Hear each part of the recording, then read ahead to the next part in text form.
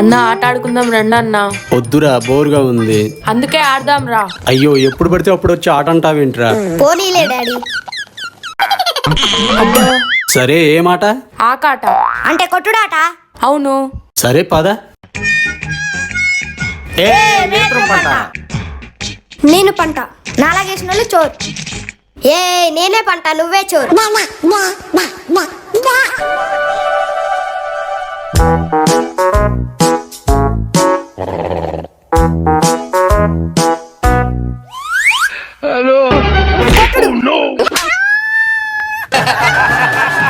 కొట్టుడు.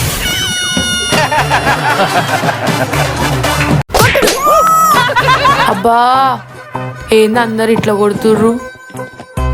కొట్టుడు. ఆట బాగుంది బుజ్జి.